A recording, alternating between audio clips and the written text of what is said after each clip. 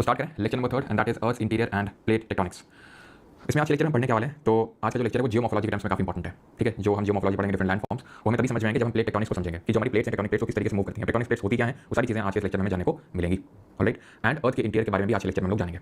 तो स्टार्ट करते हैं plate tectonics and earth interior. लेकिन सबसे पहले हम स्टार्ट करेंगे विद अर्थ इंटीरियर, यानी कि जो पृथ्वी की जो आंतरिक संरचना है उसके बारे में हम जानेंगे। First of all the scientific study of the earth including the composition, structure, rock, soil and the process that shapes it is called as geology.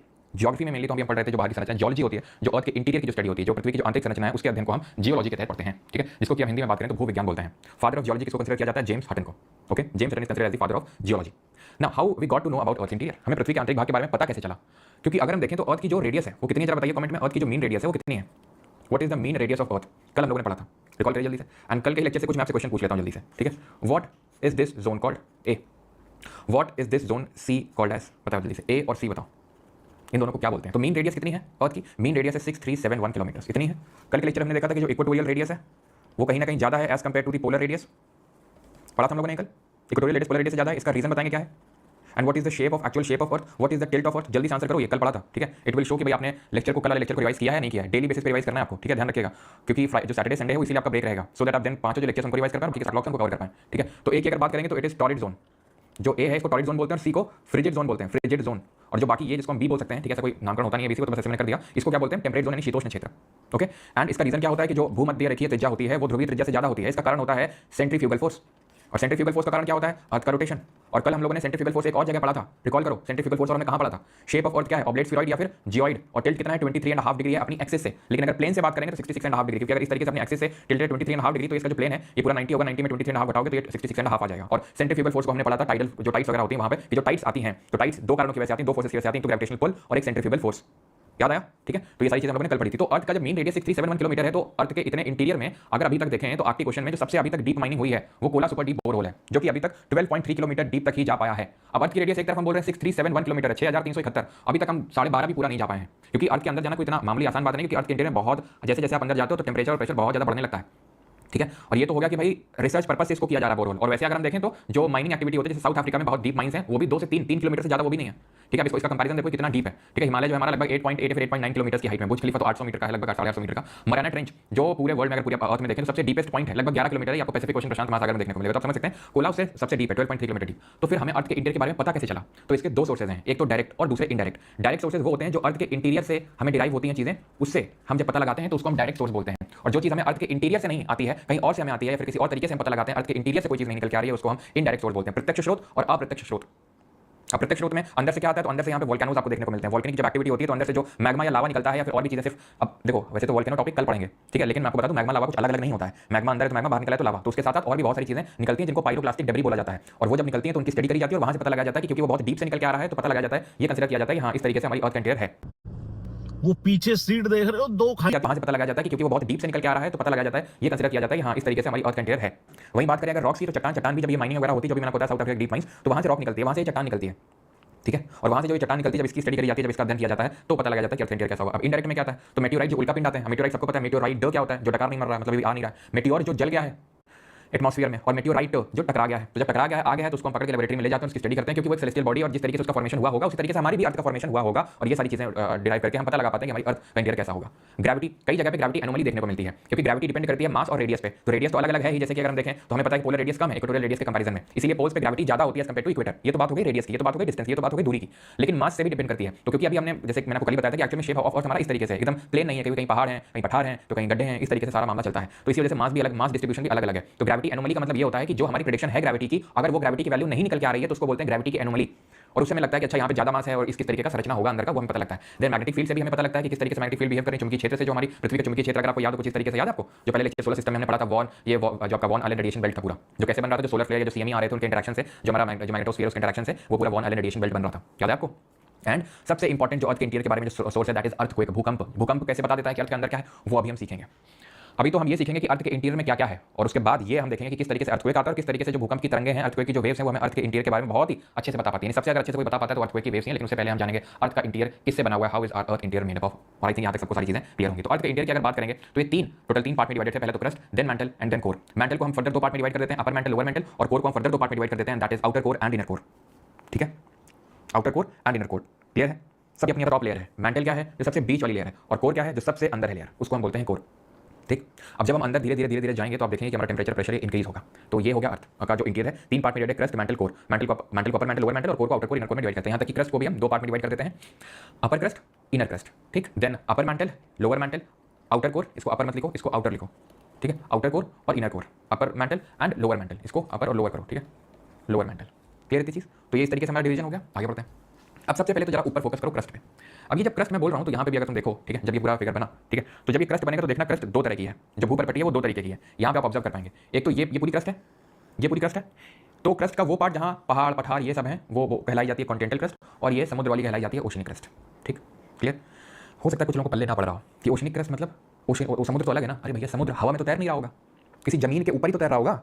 तो उस जमीन को कॉन्टिनेंटल ओशनिक क्रस्ट बोलते हैं। और जिस जमीन में या जिस क्रस्ट में पहाड़ पठार जहाँ हम लोग रह रहे हैं, जहाँ हम लोग घर बने हुए, जहाँ लोग बैठे हुए, ये कॉन्टिनेंटल क्रस्ट का पार्ट है। और जो समुद्र होता है पूरा वो ओशनिक क्रस्ट, समुद्र जिसमें तैर रहा होता है वो है आपका ओशनिक क्रस्ट, यानी कि महासागरीय भूपरपट्टी। ठीक है, महाद्वीपीय भूपरपट्टी और महासागरीय भूपरपट्टी। क्लियर हो गई चीज़? अभी आप नीचे जो लिखा हुआ है सब उस पर फोकस नहीं करेंगे, चलो तुम्हें यहाँ से समझ में आएगा। ठीक, क्रस्ट हो गया। क्रस्ट को थोड़ा और पतला बनाते हैं, क्योंकि याद रखना क्रस्ट मैंटल कोर में सबसे पतला जो है वो क्रस्ट ही है। सबसे मोटा कौन है? सबसे मोटा कौन है? सबसे मोटा है मैंटल। ठीक, अब ध्यान से समझना, एक चीज़ यहाँ पे बना रहा हूँ इसलिए अलग से मैं बना के आपको सारी चीज़ समझाऊंगा। ये हो गई क्रस्ट, जिसको कि याद करो ओशनिक क्रस्ट और कॉन्टिनेंटल क्रस्ट। उसके बारे में डिटेल में चर्चा करेंगे बाद में भी थोड़ा सा। पहले हम क्रस्ट मैंटल कोर के बारे में समझते हैं कि ये लिथोस्फीयर क्या होता है, एस्टेनोस्फीयर क्या होता है, सारी चीज़ें। अब ये जो मैंटल है इसको भी फर्दर हम 2 पार्ट में डिवाइड कर देते हैं। कितने पार्ट में? 2 पार्ट में। ऊपर वाला हो गया अपर मैंटल, नीचे वाला हो गया लोअर मैंटल। अब जो अपर मैंटल है ना, ध्यान से सुनना, जो अपर मैंटल है ये पूरा अपर वाला, इसके भी 2 पार्ट हैं। एक तो जो इसका एकदम अपर पार्ट है सबसे ऊपर, वो एकदम सॉलिड है। ये जो नीले से बना रहा हूँ ना, ये मेंटल का पार्ट है, अपर मेंटल, और ये एकदम सॉलिड है, एकदम ठोस है, ये बहुत ठोस है, ये बिल्कुल ठोस हो रखा है। ठीक, बस क्रस्ट और ये जो अपर सॉलिड मेंटल है ये मिलके बन जाता है लिथोस्फीयर। हिंदी में स्थल मंडल बोलते हैं। सर कहाँ तक, कितना नीचे तक जाता है, कितना डेप्थ तक जाता है? तो अगर क्रस्ट की बात करें तो अगेन अलग अलग है, लेकिन क्रस्ट मान के चलो कि भाई 70 किलोमीटर या मैक्सिमम 100 किलोमीटर तक जाएगा क्रस्ट। लिथोस्फीयर की अगर बात करें तो इसकी जो डेप्थ है वो 10 से लेके 100 किलोमीटर तक है। ठीक है, 100 क्या, तुम ये मान के चलो 200 तक है, 100 नहीं 200 तक किलोमीटर तक इसका डेप्थ हो सकता है लिथोस्फीयर का। ये चीज़ ध्यान रखना, up to 200 kilometre lithosphere can go. Crust up to 100 kilometre तक जा सकता है। क्रस्ट अप टू 100 किलोमीटर तक जा सकता है। ओशनिक और कॉन्टिनेंटल अलग अलग उनकी डेप्थ होती है, वो हम अभी देखेंगे। ठीक है, वो हम सारी चीज़ें यहाँ पे लिखी हुई, जैसे अभी चलो यहाँ पे देख ही लेते हैं पहले। तो कॉन्टिनेंटल क्रस्ट जो है वो बहुत ही मोटी होती है। ठीक है, यानी कि ये क्या होती है, ये बहुत ही थिक होती है। लेकिन जो ओशनिक क्रस्ट होती है ये थिन होती है, पतली होती है। ओशनिक क्रस्ट जो होती है ये थिन के साथ साथ डेंसर होती है, यानी कि भारी है। कैसी है? भारी है। और कैसी रॉक की बनी हुई है ये बसाल्टिक रॉक की बनी हुई है, बसाल्टिक। और ये जो है कॉन्टिनेंटल क्रस्ट महासागरीय महाद्वीपीय भूपरपट्टी, ये आपकी बनी हुई है ग्रेनाइटिक रॉक की, यानी कि ग्रेनाइट रॉक से। ग्रेनाइटिक रॉक, कल वोल्केनो रॉक देखेंगे, ग्रेनाइटिक रॉक। सर याद कैसे रखेंगे, कंफ्यूजन हो जाए। समुद्र में क्या होता है, नमक होता है, सॉल्ट होता है, तो बसाल्ट। ठीक है, तो ये इनके बीच में डिफरेंस होता है, आपको समझ में आ गया होगा। यूजुअली ये बोलते हैं कि जो कॉन्टिनेंटल क्रस्ट है वो सियाल की बनी हुई है, सिलिका और एल्यूमिनियम की, और जो ये बनी हुई है ओशनिक क्रस्ट सीमा की बोल देते हैं, दैट इज सिलिका और मैग्नीशियम की। ठीक, और इसके नीचे क्या मेंटल है। तो ये चीज़ आपको समझ में आ गई, कॉन्टिनेंटल और ओशनिक क्रस्ट। ये जो कॉन्टिनेंटल क्रस्ट है इसकी जो एवरेज थिकनेस है, एवरेज थिकनेस वो कितनी है, और ओशनिक क्रस्ट की एवरेज थिकनेस कितनी है? तो ध्यान रखना सिर्फ 5 किलोमीटर है, और एवरेज थिकनेस इसकी बात करेंगे तो रफली 30 किलोमीटर है। एवरेज थिकनेस रट के रखना 5 और 30। और ओवरऑल अगर क्रस्ट की बात करूं मैं, ओवरऑल अगर क्रस्ट की बात करूं तो ये ब्रिटल नेचर का होता है। कैसा नेचर है इसका? ब्रिटल नेचर है। और अगर एवरेज डेंसिटी की बात करूं तो लगभग 2.7 ग्राम पर मीटर क्यूब एवरेज डेंसिटी होती है इसकी क्रस्ट की। ओके सर, आपने तो अर्थ का 5.5 बताया था जब सोलर सिस्टम पढ़ा रहे थे कि earth is the densest planet, और 5.5 ग्राम पर सेंटीमीटर। हाँ तो होता है ना, लेकिन अभी तो सिर्फ क्रस्ट की बात कर रहा हूँ ना। क्रस्ट से ज़्यादा डेंस है मेंटल, मेंटल से ज़्यादा डेंस है कोर। जब एवरेज निकालोगे तो बढ़ के ही निकलेगा वो। ठीक है, समझ में आ गया। क्रस्ट और अपर सॉलिड पार्ट ऑफ मेंटल से मिलकर बन गया लिथोस्फीयर। इसके नीचे, इसके लिथोस्फीयर के जस्ट नीचे ये पीला पीला है, ये क्या है पीला पीला? ये है आपका एस्थेनोस्फीयर। ये क्या होता है? एस्थेनोस का मतलब होता है वीक, यानी कमजोर। ये कमजोर लेयर है जो अपर मेंटल का ही पार्ट है। अपर मेंटल का एकदम अपर पार्ट सॉलिड है जो क्रस्ट के साथ मिलकर लिथोस्फीयर स्थल मंडल बना देता है, और उसके जो नीचे का पार्ट है वो एस्थेनोस्फीयर है जो वीक। एस्थेनोस का मतलब होता है वीक, एक्चुअल में ये सेमी मोल्टेन फॉर्म में है। सेमी मोल्टेन का मतलब होता है थोड़ा पिघला थोड़ा सॉलिड, ना तो पूरा सॉलिड है ना पूरा एकदम पानी पानी है, यानी कि सेमी मॉलिड या सेमी मोल्टेन या सेमी सॉलिड फॉर्म है एस्थेनोस, प्लास्टिक फॉर्म है ये। यहीं से एक सवाल बन जाता है जहां पे लोगों की बुद्धि घूम जाती है, एंड दैट इज कि आपको याद रखना है asthenosphere is not a part of lithosphere. रटो इसको। ठीक है, वैसे रटने की जरूरत नहीं, तो इसलिए मैंने यहाँ पर अलग से पिक्चर बना के चाहता तो मैं यहाँ पे बोल बाल के खत्म कर सकता था कि देखो ये लिथोस्फीयर, इसके नीचे एस्थेनोस्फीयर है। ठीक है, लेकिन मैंने क्लियरली बना दिया कि asthenosphere is not a part of that. Okay, ठीक, क्लियर है यहाँ तक? यही सबसे इंपॉर्टेंट चीज़ थी यहाँ पे, ये सबसे इंपॉर्टेंट चीज़ यहाँ पे यही थी।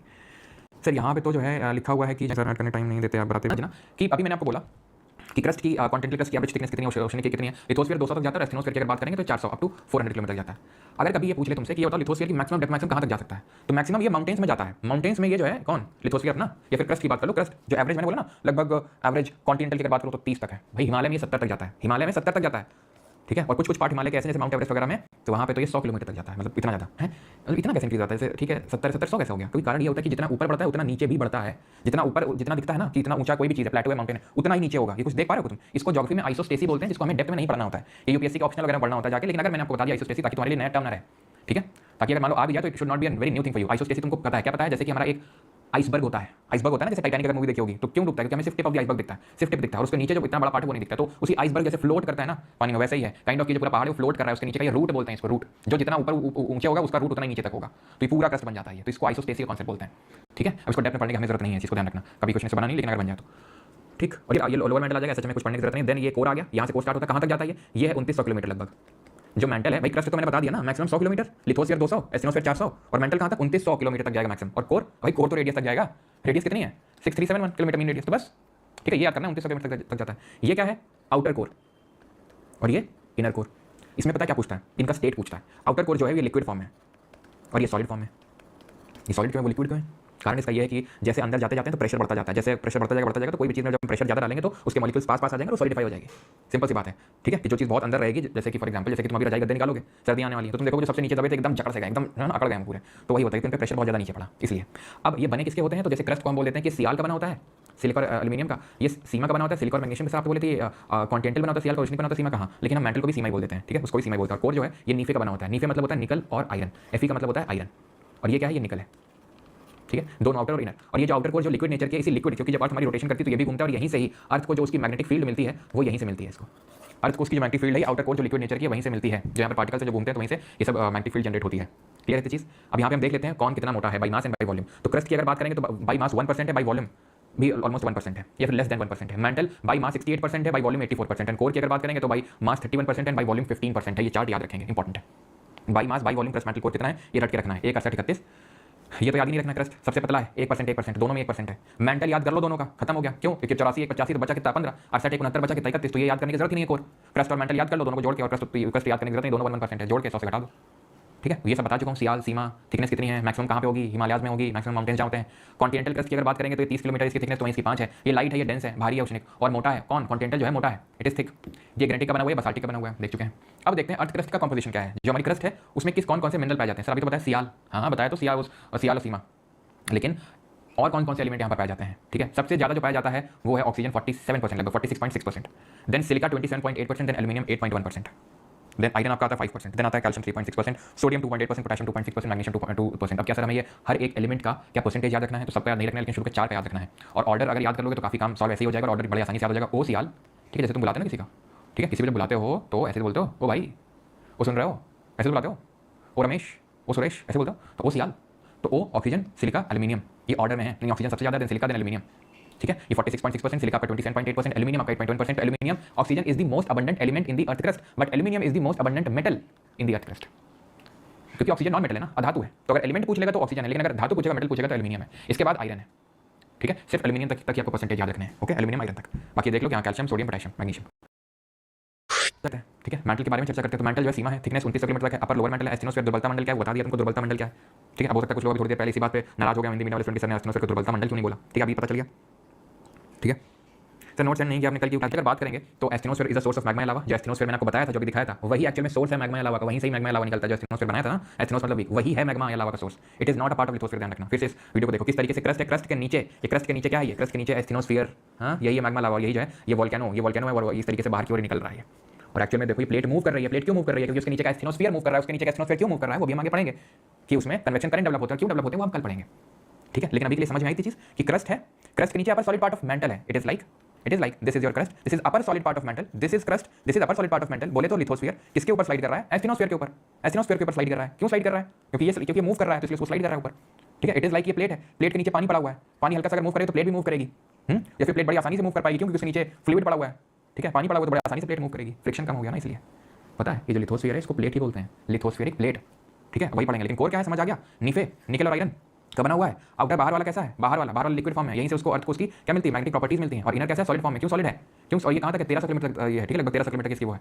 ये मतलब ये सॉलिड क्यों है? क्योंकि इसमें बहुत ज़्यादा अंदर प्रेशर वगैरह लग रहा है, ठीक है, इसलिए। अब आते हैं डिसकंटिन्यूटीज पे, असंतताएं, असमानताएं। डिसकंटिन्यूटी का मतलब ये होता है जहाँ से एक लेयर खत्म होती है और दूसरी शुरू होती है। जैसे ये डिसकंटिन्यूटी हो गई, ये डिसकंटिन्यूटी हो गई, ये डिसकंटिन्यूटी हो गई, जहाँ से एक खत्म और दूसरी शुरू होती है उसको डिसकंटिन्यूटी बोलते हैं, ठीक है, अगर तुमको इसमें ना समझ में आ रहा हो तो हम तुमको इस यहाँ पे अलग से बना देते हैं। ठीक है, पहले इसको तुम देख लो तो समझ में आ जाएगा। ये क्रस्ट थी, ये मेंटल थी और ये कोर थी, CMC क्रस्ट मेंटल कोर। फिर क्या किया था अपन ने, क्रस्ट को दो पार्ट में डिवाइड, अपर और इनर, अपर मेंटल और lower mental, outer core and inner core.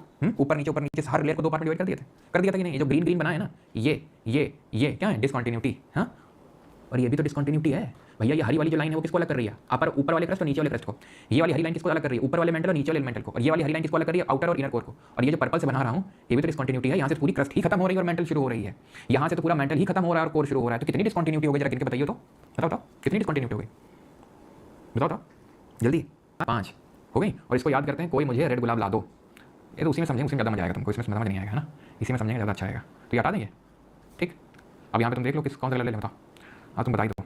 तो ये है कोई मुझे रेड गुलाब ला दो। मैंने वही लिखा ना जहाँ जहाँ डिसकंटिन्यूटी है, तो वही में लिखा ना, कोई मुझे रेड गुलाब ला दो। ये है कोनराड,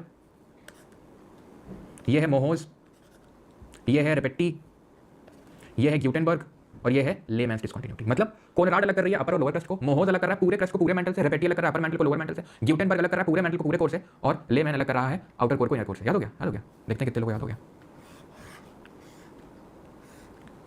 याद हो गया ना, नया याद हुआ तो यहाँ देख लो एक बार, पूछने जा रहे हैं। अपर के बीच में डिसकंटिन्यूटी, मेंटल और कोर के बीच में डिसकंटिन्यूटी, और हर लेयर आपस में दो पार्ट में डिवाइडेड है। ठीक, चलो अभी नामकरण करेंगे, बताना। ठीक है, 1 5 क्या है बताओ जल्दी से, या फिर तुम बताओ जल्दी से कि 3 को क्या बोलेंगे। 3 को बताओ जल्दी से, 3 को क्या बोलेंगे। What would be 3 called as, what would be 2 called as, 2 को क्या बोलेंगे। रेड मतलब रेपेट्टी, 4 क्या है, ग्यूटेनबर्ग गुलाब, ग्यूटेनबर्ग ला दो लेमैन। ठीक है, याद हो गई डिसकंटिन्यूटी, खत्म दो लेमैन। ठीक है, याद हो गई डिसकंटिन्यूटी, खत्म। 20 ईयर। अब आएंगे प्लेट टेक्टोनिक्स पे। सर प्लेट टेक्टोनिक्स क्या चीज़ है ये,